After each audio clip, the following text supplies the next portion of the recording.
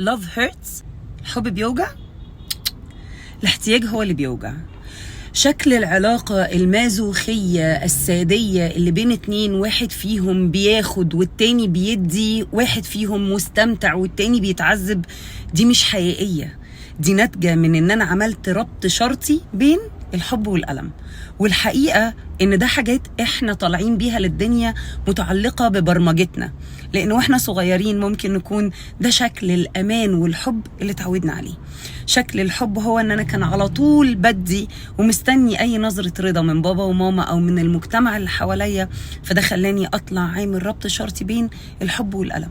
الحقيقة يا جماعة ان الحب بعيد تمام البعد عن شكل العلاقة دي، لان هنا انا طالع للدنيا بحاول اخد الحاجات اللي انا ما خدتهاش وانا صغير، فنقي اكتر حد بلا وعي شبه الصورة دي عشان ابتدي اخد منه احتياجي اللي انا معرفتش احصله وانا صغير.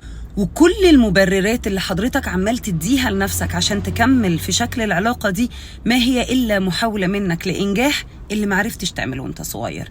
إثبات لوجودي، إثبات إن أنا هنا أستاهل التقدير، أستاهل إن أنا أتحب.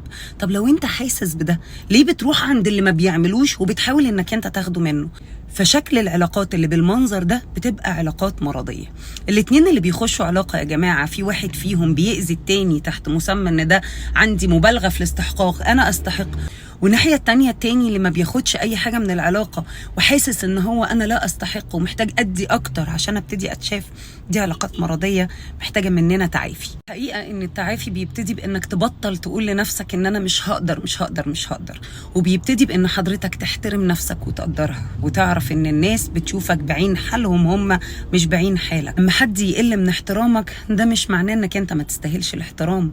ابتدي افصل بين معاملة الناس ليك وحقيقتك، وابتدي اعرف ان الحب ملوش علاقة ابدا بان انا اتعذب واتألم، وان انا ابقى عايش في علاقة كل هدفي فيها هي ان انا اثبت نفسي. حضرتك وحضرتك اجمل بكتير من ان انتوا تتهانوا في علاقة تحت مسمى الحب.